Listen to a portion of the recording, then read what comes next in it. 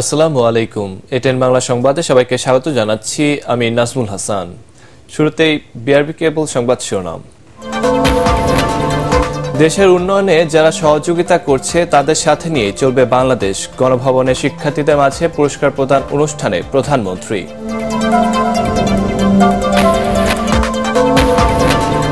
বিদেশে গেলেও তদন্তে অভিযুক্ত হলে বেনজিরের বিরুদ্ধে দুর্নীতি বিচার চলবে বললেন ওবায়দুল কাদের। সরকারি তাকে সরিয়ে দিয়েছে মন্তব্য মির্জা ফখরুলের।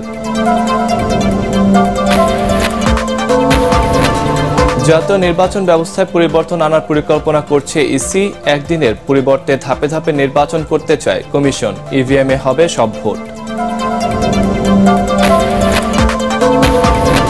দুর্নীতির মামলায় ডক্টর ইউনূস সহ 14 জনের বিরুদ্ধে অভিযোগ গঠনের আদেশ 12 জুন।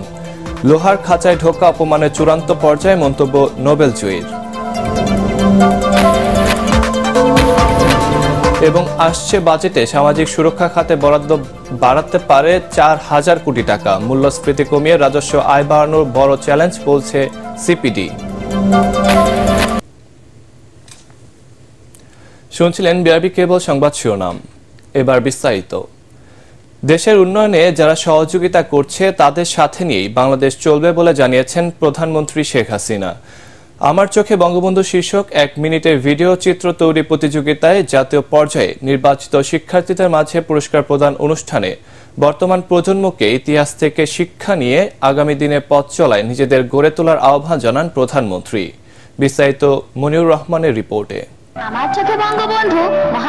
জাতির পিতা বঙ্গবন্ধু শেখ মুজিবুর রহমানের রাজনৈতিক দর্শন, আদর্শ ও কর্মজীবনের অনুপ্রেরণা শিক্ষার্থীদের মাঝে ছড়িয়ে দিতে প্রথমবারের মতো আয়োজন করা হয়েছে আমার চোখে বঙ্গবন্ধু শীর্ষক 1 মিনিটের ভিডিও চিত্র তৈরির প্রতিযোগিতা। এতে দেশের 8 বিভাগের প্রাথমিক, মাধ্যমিক ও উচ্চ মাধ্যমিক পর্যায়ের 11,000-এর বেশি শিক্ষার্থী অংশ নেয়। গণভবনে জাতীয় পর্যায়ে বিজয়ীদের মাঝে সম্মাননাপত্র, ক্রেস্ট ও প্রাইজবন্ড তুলে দেন প্রধানমন্ত্রী শেখ হাসিনা। আজকে এটা দেখে আমি অভিভূত, সত্যি কথা বলতে কি। অনুষ্ঠানে প্রধানমন্ত্রী বলেন, 7 মার্চের ভাষণের মধ্য দিয়ে বাঙালি জাতির মাঝে মুক্তিযুদ্ধের চেতনা ছড়িয়ে দিয়েছিলেন বঙ্গবন্ধু। স্বাধীনতার পর তৃণমূল পর্যায়ের মানুষ শক্তিশালী হয়ে উঠবে তা চায়নি দেশের এক শ্রেণী। এখন তৃণমূল পর্যায়ে মানুষ শক্তিশালী হয়ে উঠবে, তারা সিদ্ধান্ত নেবে, তারা সিদ্ধান্ত দেবে, তারা ক্ষমতাসীন হবে, এটা একটা শ্রেণী থাকে, তারা কখনোই মানতে পারে না, পছন্দ করে না, বা তারা সবসময় এটার জন্য একটা প্রতিবন্ধকতা সৃষ্টি করে। আর এর সাথে ইন্ধন যোগায় আমাদের যারা স্বাধীনতা বিরোধী ছিল, যারা ওই পাকিস্তানি হানাদার বাহিনীর দোসর ছিল। আর পাকিস্তান বা অনেক বড় বড় দেশও তখন যারা 7 ফ্লিট পাঠিয়ে আমাদের যুদ্ধে আমাদেরকে বাধা দেওয়ার চেষ্টা করেছে, তাদের কাছেও বাংলাদেশের স্বাধীনতা বা এই বিজয়টা গ্রহণযোগ্য ছিল না। 75-এর 15 আগস্টের পর ইতিহাস বিকৃত করা হলেও সঠিক তথ্য এখন উঠে এসেছে বলে মন্তব্য করেন সরকার প্রধান। গুরুত্ব আরোপ করেন মুক্তিযুদ্ধের চেতনা যাতে বিনষ্ট না হয়। নতুন প্রজন্ম, তোমরা একদিন এই দেশকে এগিয়ে নিয়ে যাবে, কিন্তু সেটা করতে হলে একটা আদর্শ লাগে। ইতিহাস থেকে আমাদের শিক্ষা নিতে হবে, কিন্তু আগামী দিনের পথ চলা আমাদেরকে খুঁজে বের করে আমরা যেন আরো সুন্দরভাবে বিশ্বের সাথে তাল মিলে কিভাবে দেশকে এগিয়ে নিয়ে যেতে পারি, সেইভাবে কিন্তু নিজেদেরকে প্রস্তুত করতে হবে। এ সময় সরকারের উন্নয়ন কাজে সমালোচকদের নিয়ে কথা বলেন প্রধানমন্ত্রী। এটা হচ্ছে কিছু ভালো লাগে না করুক, যেটা করবো বলে এটার কি দরকার ছিল, মেট্রো রেল এটার কি দরকার ছিল, এক্সপ্রেসওয়ে খামাকে এগুলি করে পয়সা নষ্ট। তো এরকম ধরনের মানুষ কিন্তু নেতিবাচক মনোভাব নিয়েই তারা চলে। তারা সবকিছু আবার যখন তৈরি করি তখন দেখি খুব ভালো করে সেগুলো আবার খুব মজা করে আবার ব্যবহার করে। বাঙালিকে কেউ যাতে আবার ভিক্ষুকের জাতিতে পরিণত করতে না পারে সে বিষয়ে সজাগ থাকার আহ্বান জানান তিনি। সকলের সাথে বন্ধুত্ব চাই এবং সেই বন্ধুত্ব রেখেই কিন্তু আমি এগিয়ে যাচ্ছি। কার দেশের সাথে কার দেশের ঝগড়া সেটা আমার দেখার দরকার নাই। আমার নিজের দেশের উন্নয়নটা আমার আগে দরকার। আমার উন্নয়নে যারা সহযোগিতা করে আমি তাদেরকে নিয়ে চলবো। আমার চোখে বঙ্গবন্ধু শীর্ষক 1 মিনিটের ভিডিও চিত্রটি শিশুদের মাঝে স্বাধীন দেশের আদর্শ ও চেতনা গড়ে তুলতে সহায়তা করবে বলে আশা করেন প্রধানমন্ত্রী শেখ হাসিনা। মনিউর রহমান, এটিএন বাংলা, ঢাকা। সাবেক আইজিপি বেনজির আহমেদ বিদেশে থাকলেও দুদকের তদন্তে অভিযুক্ত হলে তার বিরুদ্ধে দুর্নীতির বিচার চলবে বলে জানিয়েছেন আওয়ামী লীগ সাধারণ সম্পাদক ওবায়দুল কাদের। এ সময় তিনি বলেন, অপরাধী যেই হোক না কেন তাকে ছাড় দেওয়া হবে না। বিএনপির শাসনামলে দুর্নীতিবাজদের বিরুদ্ধে কোনো ব্যবস্থা নেওয়া হয়নি বলেও মন্তব্য করেন ওবায়দুল কাদের। বিস্তারিত জানাচ্ছেন সৈয়দ রিয়াজ। ধানমন্ডিতে আওয়ামী লীগ সভাপতির রাজনৈতিক কার্যালয়ে সংবাদ সম্মেলনে সমসাময়িক নানা বিষয় নিয়ে কথা বলেন দলের সাধারণ সম্পাদক ওবায়দুল কাদের। যত অপরাধী হোক সবকিছুর বিচার হবে, ছাড় দেওয়া হবে না। বিএনপির শীর্ষ নেতা দুর্নীতিগ্রস্ত উল্লেখ করে তিনি বলেন, দলটির নেতারা মুখে জনগণের কল্যাণের কথা বললেও ক্ষমতায় থাকলে দুর্নীতির মহোৎসব করে। তারেক রহমান অবৈধ উপায়ে অর্জিত হাজার হাজার কোটি টাকা তখন দেশের বাইরে পাচার করে, যার মধ্য দিয়ে সে বিদেশে অঢেল অর্থবিত্তের মালিক এবং দণ্ডপ্রাপ্ত পলাতক আসামি হিসাবে লন্ডনে বসে সেই অর্থবিত্ত নিয়ে বিলাসী জীবনযাপন করছে। সরকার বেনজির আহমেদকে কিভাবে বিদেশে পাঠিয়েছে তা বিএনপি মহাসচিবের কাছে জানতে চান ওবায়দুল কাদের। বলেন, সাবেক আইজিপি অভিযুক্ত হলে তাকে বিচারের আওতায় আসতেই হবে। বেনজির যদি মামলায় দুর্নীতিবাজ সাব্যস্ত দেশে তাকে আসতেই, এখানে সরকার কোনো আপোষ করবে না। উনি না থাকলে কি বিচার হবে না? তারেক রহমান বাইরে আছে বলে কি ট্যাক্সি বেশনের মামলা হয়নি, সেটা রায় হয়নি? ৭৫ পরবর্তী অন্য কোনো সরকার দুর্নীতির বিরুদ্ধে ব্যবস্থা নেয়নি জানিয়ে ওবায়দুল কাদের বলেন, একমাত্র শেখ হাসিনার সরকারই দুর্নীতিবাজদের বিচারের সাহস দেখিয়েছেন। সৈয়দ রিয়াজ, এটিএন বাংলা, ঢাকা। অন্যদিকে বিএনপি মহাসচিব মির্জা ফখরুল ইসলাম আলমগীরের অভিযোগ, সরকারি বেনজির আহমেদকে দেশ থেকে সরিয়ে দিয়েছে, যদিও স্বরাষ্ট্রমন্ত্রী এখন তা অস্বীকার করছেন। জাতীয় প্রেস ক্লাবে দলের প্রতিষ্ঠাতা জিয়াউর রহমানের মৃত্যুবার্ষিকী উপলক্ষে আলোচনা সভায় বিএনপি মহাসচিব বলেন, এই সরকারকে ক্ষমতা থেকে না সরাতে পারলে দেশের অস্তিত্ব বিপন্ন হয়ে পড়বে। মইনুল আহসানের রিপোর্ট। নানা আয়োজনে দলের প্রতিষ্ঠাতা জিয়াউর রহমানের মৃত্যুবার্ষিকী পালন করছে বিএনপি ও এর সহযোগী সংগঠনগুলো। জিয়াউর রহমান ফাউন্ডেশনের আলোচনা সভায় দলের মহাসচিব মির্জা ফখরুল ইসলাম আলমগীর সমসাময়িক নানা ইস্যুতে কথা বলতে গিয়ে অভিযোগ করেন, জোর করে ক্ষমতায় থাকতে আওয়ামী লীগই আজিজ আহমেদ ও বেনজির আহমেদদের সৃষ্টি করেছে। কি ভয়াবহ চিন্তা করেন! এখন আমাদের পত্রিকা খুললে আপনি লুট আর লুট আর লুট ছাড়া কিচ্ছু পাবেন না। অদ্ভুত। তারপর কারা লুট করছে? যারা আমাদের সমাজের সবচেয়ে বড় দায়িত্বে, রাষ্ট্রের দায়িত্বে, তারা সেনাবাহিনীর প্রধান, সাবেক আইজি, তাদেরটা বেরিয়ে আসছে, সংসদ সদস্য চোরাচালানির সঙ্গে জড়িত, টুকরা টুকরা হয়ে যায়। আমাদের আইন শৃঙ্খলা রক্ষা বাহিনী, আমাদের হোমের প্রধান বলছেন তার সম্পর্কে আমি কিছু জানি না। তো রাষ্ট্র কিছুই জানে না, এটা রাষ্ট্র আছে। দল ও জনগণকে সংগঠিত করে বিএনপি আবারও রাজপথে নামবে জানিয়ে মির্জা ফখরুল বলেন, গণতন্ত্র ও ভোটাধিকার প্রতিষ্ঠার আন্দোলনে জনগণের বিজয় হবেই। ঋণ নিয়ে নিয়ে আমাদের অর্থনীতিকে একেবারে ঋণগ্রস্ত লোকের যে অবস্থা হয়, সে অবস্থা আমাদের করে দিয়েছে। 1,50,000 টাকা মাথা পিছু লোন, এটা কোনো সরকার না, এটা বর্গী ডাকাত, লুটেরা। আমরা সংগঠিত করতে চেষ্টা করছি, আবারও সংগঠিত হবে। আমি জানি বাংলাদেশের মানুষ কখনো মাথা নত করে থাকে না, এবং তারা পরাজিত করবেই এই ভয়াবহ দানবীয় শক্তিকে। আওয়ামী লীগ আর নির্বাচন কমিশন মিলে দেশের নির্বাচনী ব্যবস্থাকে ধ্বংস করে দিয়েছে অভিযোগ করে বিএনপি মহাসচিব বলেন, তাই জাতীয় আর উপজেলার ভোট প্রত্যাখ্যান করেছে জনগণ। ধন্যবাদ। আসসালামু আলাইকুম। মইনুল আহসান, এটিএন বাংলা, ঢাকা। জাতীয় নির্বাচনী ব্যবস্থায় পরিবর্তন আনার পরিকল্পনা করছে নির্বাচন কমিশন। একদিনের পরিবর্তে ধাপে ধাপে নির্বাচন করতে চায় কমিশন। আগারগাঁয়ে কমিশন ভবনে ট্রান্সপারেন্সি ইন্টারন্যাশনাল বাংলাদেশ টিআইবির সাথে বৈঠক শেষে প্রধান নির্বাচন কমিশনার কাজী হাবিবুল আওয়াল কথা জানান। এছাড়া আগামী নির্বাচন ইভিএম এ করার বিষয়েও পরিকল্পনার কথা জানিয়েছে কমিশন। রিপোর্ট করছেন ইয়াসিন রানা। রাজধানীর আগারগাঁয়ে নির্বাচন ভবনে ইসির সাথে বৈঠক করেন ট্রান্সপারেন্সি ইন্টারন্যাশনাল বাংলাদেশ টিআইবির প্রতিনিধি দল। নির্বাচনী ব্যবস্থা ঢেলে সাজানো, ইভিএম এ ভোট গ্রহণ, প্রার্থীদের হলফনামা যাচাই বাছাই এবং বর্তমান সংসদের কার্যকারিতা নিয়ে প্রায় 2 ঘন্টা বৈঠক করেন তারা। আপনাদের সবাইকে ধন্যবাদ। বৈঠক শেষে টিআইবির নির্বাহী পরিচালক ডক্টর ইফতেখারুজ্জামান বলেন, নির্বাচনী ব্যবস্থা ঢেলে সাজানো দরকার বলে পরামর্শ দিয়েছেন তারা। নির্বাচন হয় একদিনে সারা দেশে, বিশাল একটা কর্মযজ্ঞ, সেটিকে ভেবে দেখা দরকার, যেটা সেটা না করে পর্যায়ক্রমে করা যায় কিনা। 5 দফা হয় তাহলে নির্বাচন সুষ্ঠুভাবে আরও সুষ্ঠুভাবে এবং বিশেষ করে ইভিএম যদি ব্যবহার করার ক্ষেত্রে রাজনৈতিক দলগুলির ঐকমত্য থাকে তাহলে সেইটাকে ব্যবহারের মাধ্যমে সুষ্ঠু নির্বাচন অংশগ্রহণমূলক নির্বাচন করা সম্ভব হবে বলে তাদের ধারণা। প্রধান নির্বাচন কমিশনার কাজী হাবিবুল আউয়াল বলেন, জাতীয় নির্বাচন ধাপে ধাপে করা হলে আরো সহজ ও গ্রহণযোগ্য হবে। জাতীয় নির্বাচনটাকে যদি স্ট্যাগারিং করা যায় তাহলে ম্যানেজমেন্টটা অনেক সহজ হয়ে যাবে এবং ভোট কেন্দ্রগুলোকে অধিক সংখ্যক ফোর্সেস মোবিলাইজ করা ডিপ্লয় করা সহজ হবে, মনিটরিংটা সহজ হবে, সেটা হচ্ছে স্ট্যাগার্ড ইলেকশনের মাধ্যমে।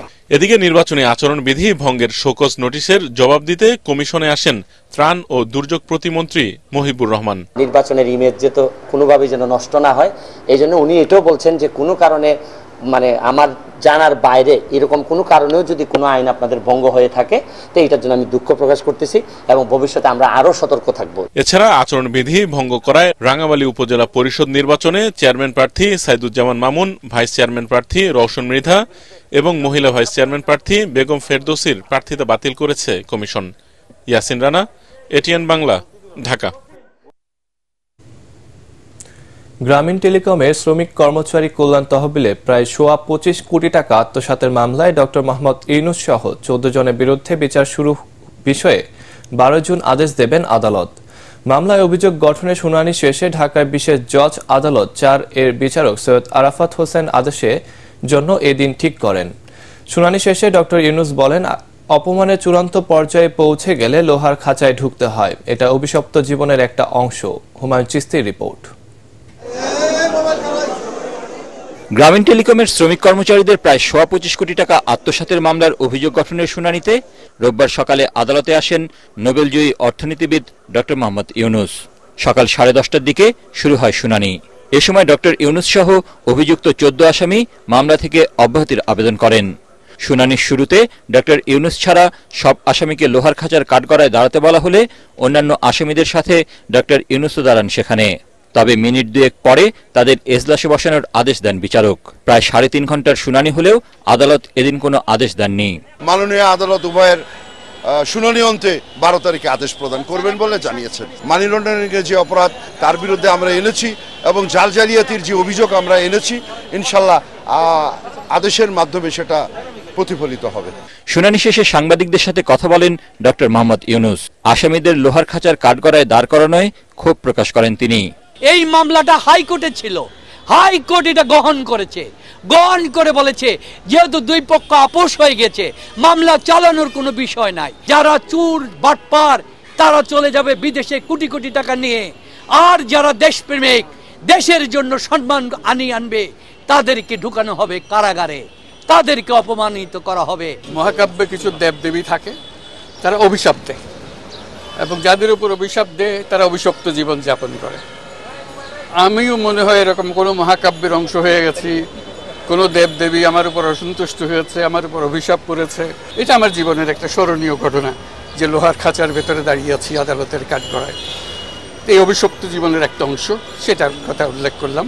অভিশপ্ত জীবনের একটা বড় পর্যায়ে পৌঁছে গেছি, সেটা বুঝলাম যে অভিশাপ অনেক উপরে নিয়ে গেছে এখন আমাকে। ডক্টর ইউনূস সহ 13 জনের বিরুদ্ধে গত বছরের 30 মে মামলা করে দুদক। পরবর্তীতে চার্জশিটে গ্রামীণ টেলিকমের শ্রমিক কর্মচারী ইউনিয়নের দপ্তর সম্পাদক কামরুল হাসানকে আসামি হিসেবে যুক্ত করা হয়। গত 2 এপ্রিল চার্জশিট গ্রহণ করেন ঢাকা মহানগর সিনিয়র স্পেশাল জজ আদালত। হুমায়ুন চিস্তি, এটিএন বাংলা, ঢাকা। এবার বাজেট প্রসঙ্গ।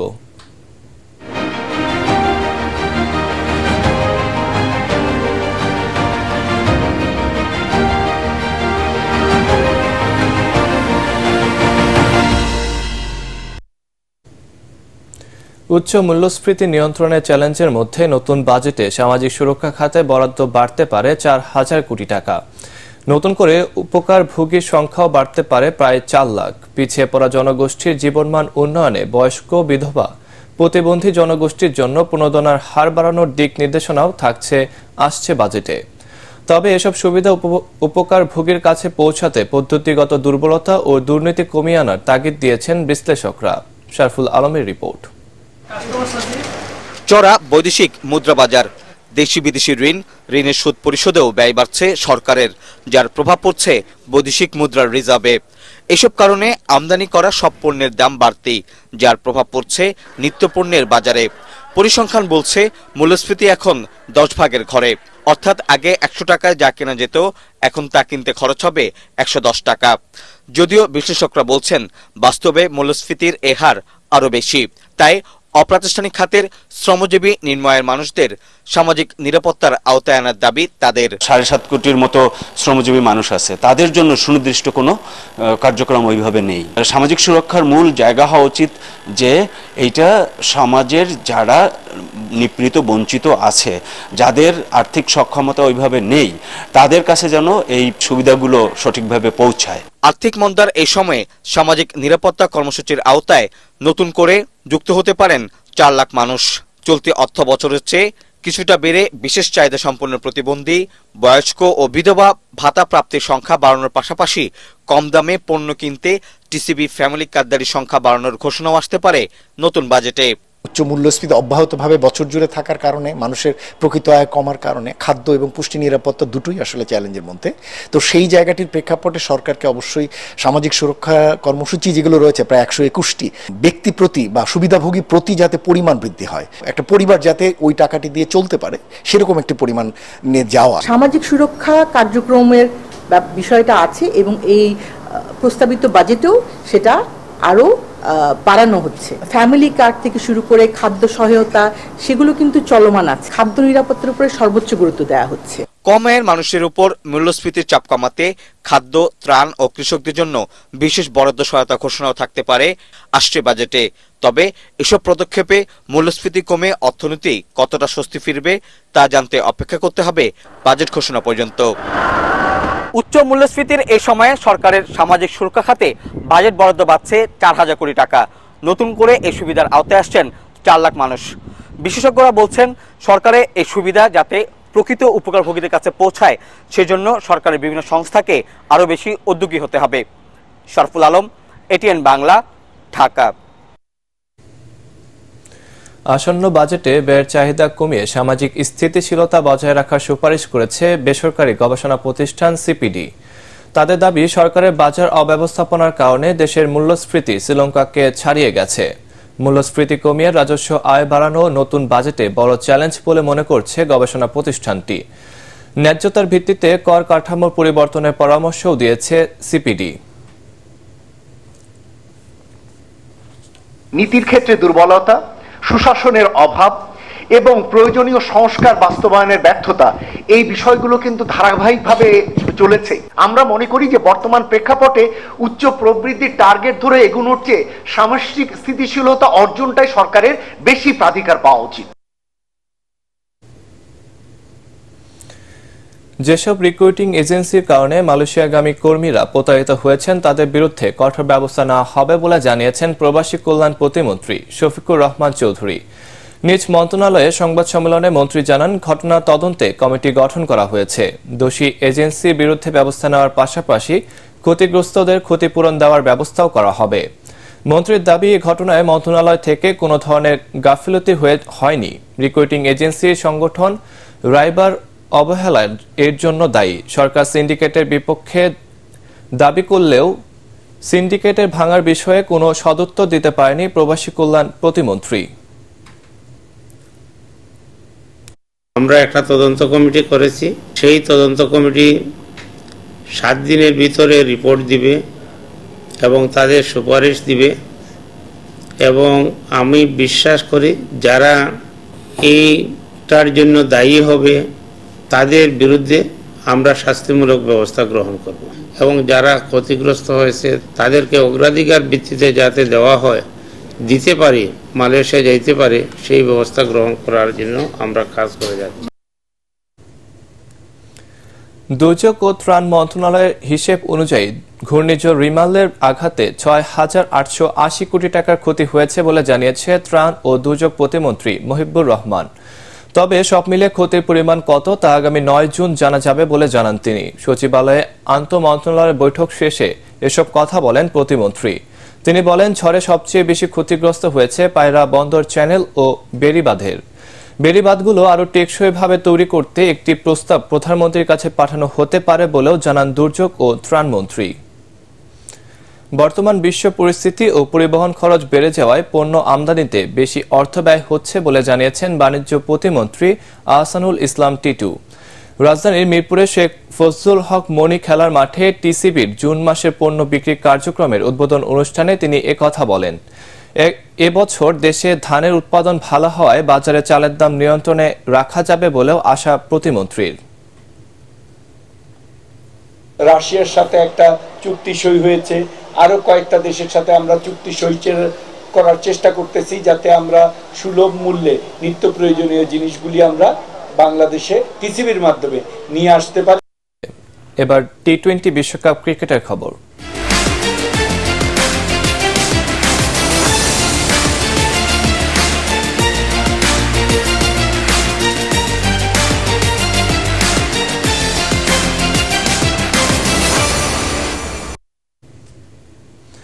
ইনজুরি থেকে এখনো সেরে উঠতে পারেননি তাসকিন আহমেদ।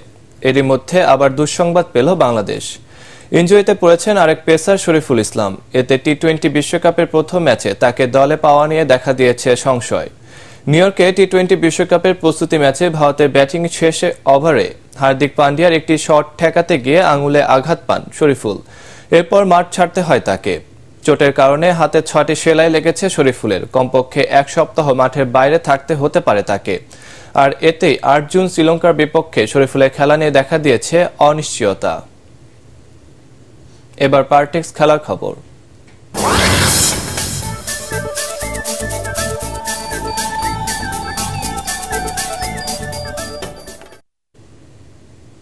থাইল্যান্ডকে হারিয়ে বঙ্গবন্ধু আন্তর্জাতিক কাবাডি টুর্নামেন্টের ফাইনালে উঠেছে স্বাগতিক বাংলাদেশ। মিরপুর শহীদ সোহরাওয়ার্দী ইনডোর স্টেডিয়ামে প্রতিযোগিতার প্রথম সেমিতে থাইল্যান্ডকে 3টি লোনা সহ 41-18 পয়েন্টে হারায় লাল সবুজের দল। এতে টানা চতুর্থবার টুর্নামেন্টের ফাইনালে উঠল স্বাগতিকরা। দারুণ নৈপুণ্য দেখিয়ে খেলার প্রথমার্ধেই 23-8 পয়েন্টে লিড নেয় আর্দুজ্জামানের দল।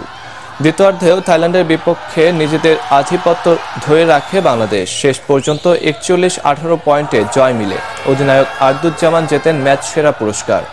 গত আসরেও প্রতিযোগিতার সেমিফাইনালে থাইল্যান্ডকে হারিয়ে ফাইনালে উঠেছিল বাংলাদেশ।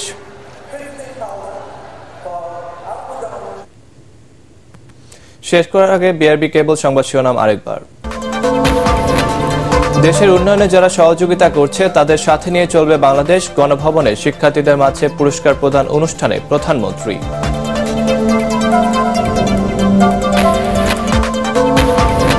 বিদেশে গেলেও তদন্তে অভিযুক্ত হলে বেনজিরের দুর্নীতি বিচার চলবে বললেন ওবায়দুল কাদের। সরকারি তাকে সরিয়ে দিয়েছে মন্তব্য মির্জা ফখরুলের।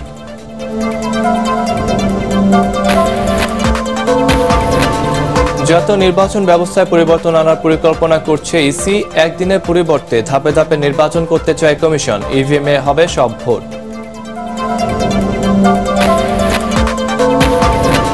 দুর্নীতির মামলায় ডক্টর ইউনূস সহ 14 জনের বিরুদ্ধে অভিযোগ গঠনের আদেশ। 12 জুন লোহার খাঁচায় ঢোকা অপমানের চূড়ান্ত পর্যায়ে মন্তব্য নোবেলজয়ীর। এবং আসছে বাজেটে সামাজিক সুরক্ষা খাতে বরাদ্দ বাড়তে পারে 4000 কোটি টাকা। মূল্যস্ফীতি কমিয়ে রাজস্ব আয় বাড়ানোর বড় চ্যালেঞ্জ বলছে সিপিডি।